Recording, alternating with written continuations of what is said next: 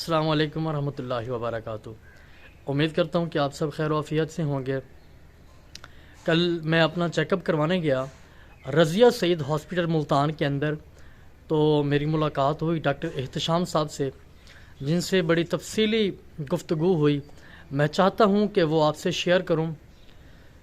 Doctor صاحب کہنے لگے کہ ہمارا جو روایتی ایجوکیشن سسٹم ہے نا، وہ مفلوج ہو چکا ہے، اور اگر ہمارا ایجوکیشن سسٹم اسی طرح کام کرتا رہا تو ہم کبھی ترقی نہیں کر سکیں گے۔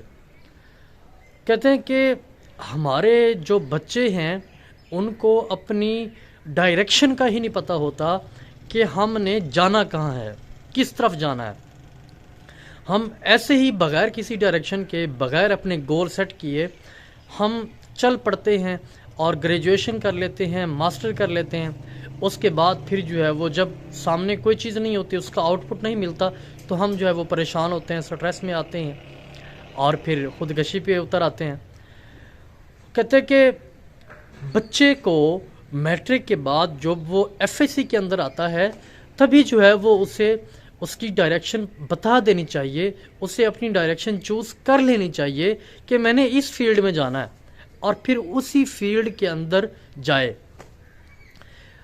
اور بالکل اپنی ڈائریکشن کا تعین نہ کرنا اور ایسے ہی کسی کام میں گھسے رہنا، وہ بالکل ایسے ہے جیسے گنجوں کے شہر میں آپ اس طرح لے کے بیٹھے ہوں، تو آپ کے پاس کوئی جب ہوں گے ہی سارے گنجے، تو آپ کے پاس کوئی بال کٹوانے تو نہیں آئے گا، ٹھیک ہے۔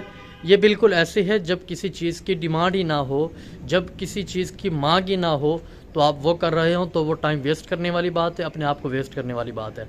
اور یہ بالکل ایسے ہے جیسے آپ یخ بستہ سردیوں کے اندر کلفیاں لگا کے بیٹھے ہوں، ٹھیک ہے، یا پھر آپ فل گرمیوں کے اندر مونگ پھلی لگا کے بیٹھے ہوں، آپ کو پتہ ہی نہ ہو کہ مانگ کس چیز کی ہے، ڈیمانڈ کس چیز کی ہے، میں کون سا کام کروں تو میں آگے بڑھ سکتا ہوں۔ تو وقت کے ساتھ خود کو چینج کریں، اپنی ڈائریکشن کا تعین کر لیں۔